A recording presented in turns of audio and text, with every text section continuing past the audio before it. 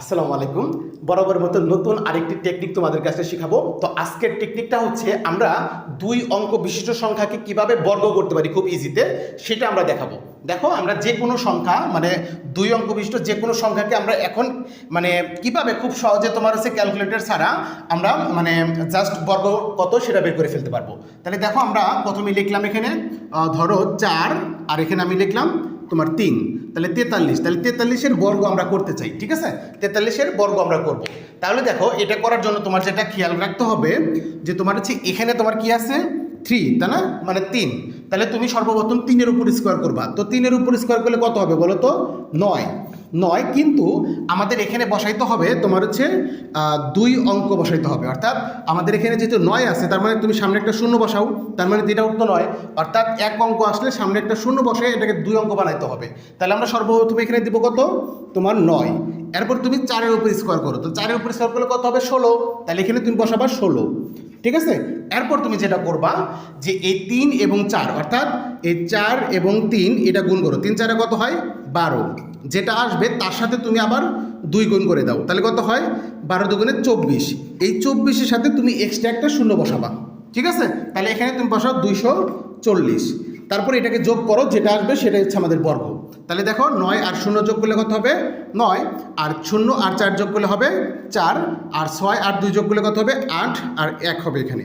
অর্থাৎ আমরা যদি এই 43-এর উপর স্কোয়ার করি, আমাদের অ্যান্সারটা আসবে 1849, ঠিক আছে?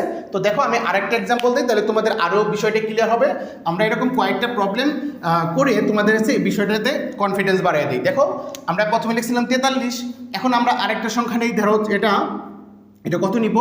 আমি ধরো এখানে নিলাম 5, এখানে নিলাম 4, 54। তাহলে 54-এর উপর আমরা স্কোয়ার করতে চাই। দেখো, 54-এর উপর স্কোয়ার করে আমরা কত সহজে ইজি ওয়েতে আমরা এটার বের করে ফেলি যে মানটা কত হবে। দেখো, তুমি 4-এর উপর স্কোয়ার করলে কত হবে? 16। তাহলে 4-এর উপর স্কোয়ার 16, তাহলে আমরা এখানে 16 বসাবো। দেখো, এটা 2 ঘর ছিল, এই জন্য আমরা 2 ঘরে রাখলাম। যদি 1 ঘর আসে, তাহলে আমরা কিন্তু একটা বাম পাশে একটা শূন্য বসে এটাকে 2 ঘরে পরিণত করে নেব। এরপরে দেখো, তুমি 5-এর উপর স্কোয়ার করবা। তো 5-এর উপর স্কোয়ার করলে কত হয়? 25। তো এখানে আমরা 5-এর উপর স্কোয়ার করলে তোমার হচ্ছে 25 হয়, সেটা লিখলাম। অর্থাৎ 4-এর উপর স্কোয়ার করলে 16 হয়, সেটা লিখলাম। 5-এর উপর স্কোয়ার করলে 25 হয়, সেটা লিখলাম। এরপর তুমি কি করবা? এই 5 এবং 4 গুণ করবা, যে 5 গুণন 4, তাহলে কত হবে? 4 5 20। যেটা পাবা তার সাথে 2 গুণ করতে হবে। তাহলে 2 গুণ করলে কত হবে? 40। এই 40-এর সাথে তুমি এক্সট্রা আরেকটা শূন্য বসাই দিবা, তার মানে 400। তাহলে এখানে আমরা 400 বসাই দিব, ঠিক আছে? তাহলে এখন যোগ করো, দেখো যেটা হবে সেটাই আমাদের অ্যান্সার হবে। তাহলে 6 আর 0 যোগ করলে কত হবে? 6। 1 আর 0 যোগ করলে হবে 1। 5 আর 4 যোগ করলে হবে 9 আর 2, অর্থাৎ 2916 হবে আমাদের এই 54-এর উপর স্কোয়ার করলে। বিষয়টা ক্লিয়ার হইতেছে না? হ্যাঁ। আমরা আরেকটা এক্সাম্পল দিই, আমরা আরেকটা এক্সাম্পল দিয়ে দেখাই তোমাদেরকে। হ্যাঁ, তাহলে এটা একটা মুছে ফেলি। দেখো, আমি এবার আরেকটু বড় সংখ্যা নেই। ধরো আমি এখানে নিলাম হচ্ছে 7, এখানে আমি নিলাম হচ্ছে 4, 74। তাহলে 74-এর উপর আমি স্কোয়ার করতে চাই। দেখো, আমি 4-কে পরিবর্তন করে 6 দিই, 76। হ্যাঁ, 76-কে আমরা স্কোয়ার করি। তাহলে দেখো, আমরা প্রথমে কি করব? এই 6-এর উপর স্কোয়ার করব। তো 6-এর উপর স্কোয়ার করলে কত হবে? 36। তাহলে এখানে তুমি বসাবা 36। এরপর তুমি কি করবা? 7-এর উপর স্কোয়ার। তো 7-এর উপর স্কোয়ার করলে কত হবে? 49। তো তুমি এখানে বসাবা 49। এরপরে কি করব? এরপর জাস্ট এই 6 আর 7, মানে এখানে যেটা থাকবো সেটা আমরা গুণ করব। তাহলে 6 7 কত হয়? 42।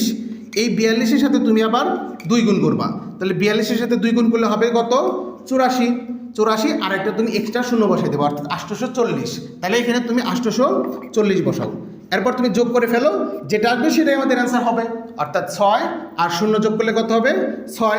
4 আর 3 যোগ করলে 7। তারপরে 9 আর হচ্ছে 8 যোগ করলে 17। 17 7 হাতে থাকে 1, আর 4 যোগ করলে 5। অর্থাৎ আমাদের এই 76-এর উপর যদি স্কোয়ার করি, আমাদের অ্যান্সারটা আসবে কত? 5776। আমরা আরেকটা প্রবলেম দেখাইয়া তোমাদেরকে আজকে এটা শেষ করে দিই। অর্থাৎ তোমাদের মনে হয় এটার উপর কনফিডেন্স বিল্ড হয়েই গেছে, যে কোনো কোশ্চেন থাকলে কিন্তু তুমি এভাবে স্কোয়ার করতে পারবা, ঠিক না? তো এখন আমরা কত লিখতে পারি বলো তো?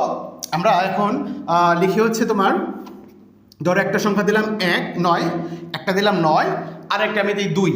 হ্যাঁ, 92। অর্থাৎ এই 92-এর উপর আমরা স্কোয়ার করতে চাই। তাহলে দেখো কি করব? আমরা প্রথমে এই 2-এর উপর স্কোয়ার করব। 2-এর উপর স্কোয়ার করলে কত হবে? 4। 4 যেহেতু 1 ঘর, তাহলে এটাকে 2 ঘর বানাইতে হবে। অর্থাৎ বাম পাশে একটা শূন্য দিয়ে 2 ঘর বানিয়ে দাও।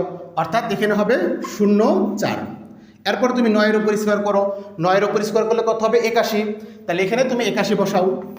আচ্ছা, এরপর আমরা কি করব, এই যে 9 আর 2 গুণ করব, তাহলে 9 তার সাথে 2 গুণ করলে 9 দুগুণে 18, যেটা পাবো সেটার সাথে আবার 2 গুণ, তাহলে 18 দুগুণে কত হয় 36, তাহলে এখানে 36 আর একটা শূন্য এক্সট্রা বসবে, অর্থাৎ এখানে তুমি 360 বসাবা।